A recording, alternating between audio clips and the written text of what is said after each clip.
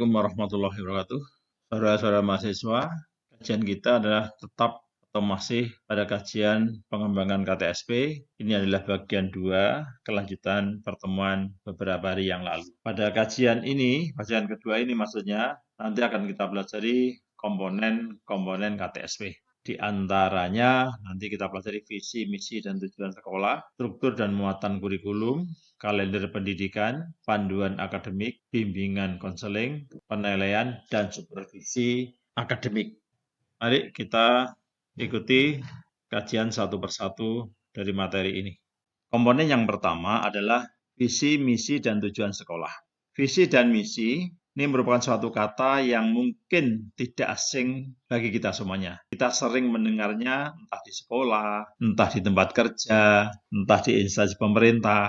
Bahkan kita juga sering mendengarkan kata visi dan misi diucapkan oleh calon-calon legislatif, calon-calon kepala daerah pada saat kampanye. Biasanya visi misi disampaikan untuk menggambarkan rencana yang akan menjadi tujuan instansi atau kepentingan seorang ke depannya. Namun meskipun kita sudah sering mendengarnya, kadang masih ada yang bingung membedakan antara visi dan misi. Untuk itu mari kita pelajari bersama-sama. Visi ini di dalam Kamus Bahasa Indonesia dijelaskan, visi ini adalah bermakna penglihatan, pengamatan, kemampuan untuk merasakan sesuatu yang tidak tampak melalui kehalusan jiwa dan ketajaman penglihatan. Juga diartikan kemampuan untuk melihat pada inti persoalan, pandangan, atau wawasan ke depan. Itu yang ada di KBBI, ya, Kamus Besar Bahasa Indonesia. Sehingga bisa kita jelaskan bahwa visi ini merupakan serangkaian kata yang dapat menunjukkan impian, cita-cita, atau nilai inti sebuah keinginan sekelompok orang atau secara pribadi dengan pandangan yang jauh ke masa depan demi mencapai sebuah tujuan yang diinginkan. Pada dasarnya visi dijadikan sebagai panutan, sebagai gambaran akan situasi dan karakteristik mengenai arah kemana tujuan perjalanan selanjutnya. Sehingga dengan adanya visi yang akan menjadi alarm, menjadi pengingat agar selalu eksis, agar selalu antisipatif, agar selalu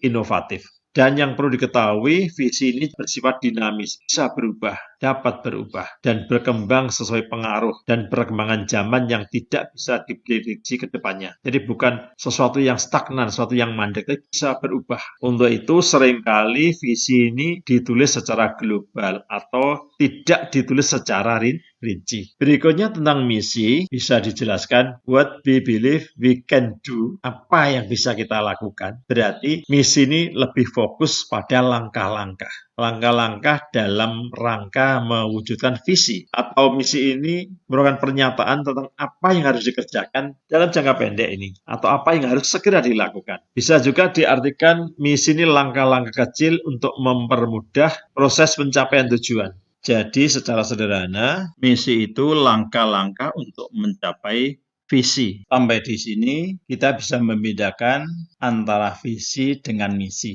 Yang pertama, visi ini adalah tujuan, cita-cita masa depan yang ingin dilakukan, yang ingin diraih, yang ingin digapai. Dengan misi adalah langkah-langkah atau cara bagaimana mewujudkan visi tersebut. Yang kedua, visi ini adalah gambaran besar atau gambaran secara keseluruhan apa yang ingin dicapai. Sedangkan misi merupakan penjabaran apa yang akan dilakukan untuk mewujudkan visi tersebut. Perbedaan yang ketiga, visi terdiri dari beberapa kalimat atau pernyataan yang biasanya satu deret kata atau poin yang jelas, padat, dan diharapkan mewakili semuanya. Sedangkan misi terdiri dari sejumlah kalimat atau pernyataan yang dapat menjelaskan tujuan. Sehingga misi ini harus lebih rinci daripada visi. Berikutnya perbedaan yang keempat, visi ini lebih bersifat jangka panjang. Dengan misi harus segera dilakukan, secepatnya harus dilakukan, jangka pendek. Perbedaan yang kelima, visi dibuat untuk masa depan yang bersifat umum, global. Sedangkan misi dibuat untuk masa kini sehingga lebih bersifat detail, sehingga lebih bersifat khusus. Berikutnya tentang tujuan satuan pendidikan. Tujuan satuan pendidikan ini harus menggambarkan tingkat kualitas yang perlu dicapai. Lalu penentuan indikator kompetensi harus mengacu pada visi dan misi dan tujuan pendidikan nasional yang relevan dengan kebutuhan masyarakat. Berikutnya, penentuan indikator kompetensi mengacu pada SKL atau standar kompetensi yang sudah ditetapkan oleh pemerintah. Itu frame-frame yang harus diikuti ya. Lalu tujuan satuan pendidikan ini harus mengakomodasi masukan dari berbagai pihak yang berkepentingan. Apakah itu komite sekolah, apakah itu guru, kepala sekolah, ya diputuskan dalam bentuk rapat dewan guru. Dan lebih penting lagi, selanjutnya tujuan satuan pendidikan ini harus disosialisasikan kepada warga sekolah, kepada siswa, kepada guru, kepada tenaga administrasi, kepada komite. Ya kita pasanglah di tempat-tempat yang strategis dengan banner atau apa gitu ya. Dan namanya tujuan ini harus SMART ya, harus SMART. Harus dirumuskan secara SMART. S-nya spesifik, artinya khusus, sangat khusus. Measurable, bisa diukur,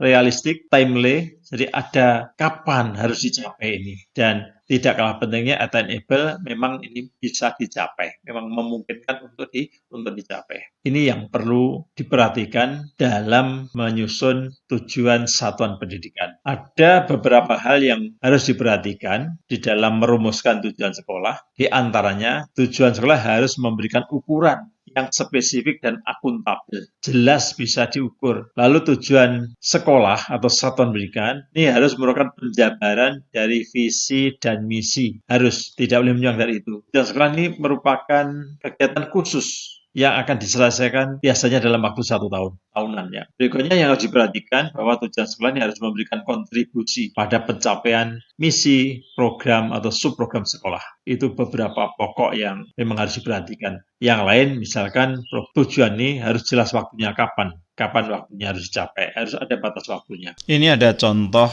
visi, misi, dan tujuan sekolah. Visi, contoh visi, menjadi sekolah yang unggul dalam mewujudkan mutu lulusan yang berdisiplin, berimtak, maksudnya iman dan takwa, iptek, ilmu pengetahuan dan teknologi, dan beradaptasi dalam interaksi global. Ini visinya masih sangat umum sekali. Visi yang sangat umum ini akhirnya dirinci atau dijabarkan di dalam misi. Kita beri contoh 5 di sini. 1. Mengembangkan pembelajaran aktif, inovatif, kreatif, efektif, dan menyenangkan untuk mengembangkan potensi peserta didik secara optimal. Lalu yang kedua, memberdayakan sistem penilaian autentik untuk meningkatkan motivasi belajar siswa. Ketiga, menerapkan manajemen perubahan sebagai strategi percepatan pembaruan sekolah. Keempat, meningkatkan kompetensi pendidik dan tenaga kependidikan melalui peningkatan keprofesian berkelanjutan. 5. Memenuhi standar sarana dan prasarana secara bertahap dan terukur. Masih umum juga, namun sudah lebih rinci daripada visi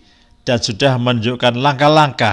Makanya semuanya diawali dengan kata kerja. Sedangkan tujuan sangat spesifik sekali seperti ini. 1.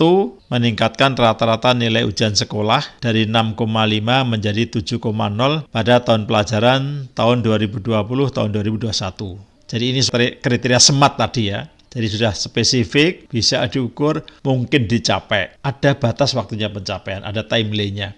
Kedua, meraih juara 1 sepak bola di tingkat kabupaten pada tahun pelajaran 2020-2021. 3. Membangun 1 unit lapangan bola basket pada tahun pelajaran 2020-2021.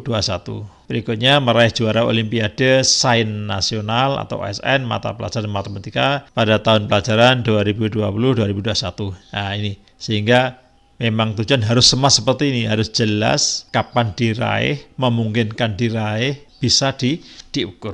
Begitulah kira-kira ya. Kalau boleh saya beri contoh yang lain yang sederhana saja, misalkan kita punya visi, kita ingin mewujudkan impian punya rumah mewah.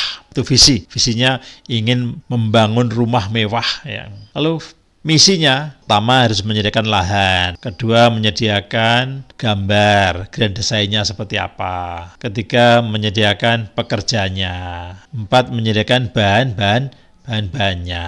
Nah, tujuannya sudah lebih rinci lagi. Misalkan pada tahun 2021 akan membeli tanah seluas 1000 meter di tepi jalan. Sedangkan tujuannya lebih rinci lagi. Misalkan pada tahun 2020 membeli lahan seluas 1000 meter di tepi pantai. karena rumah mewahnya di tepi pantai misalkan. Berikutnya pada tahun 2020 pesan grand design bentuk rumah pada insinyur pembangunan. Itu contoh saja ya. Saudara bisa menambah yang lebih banyak ya. Yang jelas tujuannya harus smart, spesifik, dapat diukur, memungkinkan dicapai, ada batas waktu mencapainya kapan. Kalau hanya ingin membeli tanah itu aja ya tentu kurang lengkap. Kapan, di mana, seluas berapa, belum jelas ya. Oke, gitu kira-kira contoh lain yang lebih gampang dipahami ya, kira-kira begitu.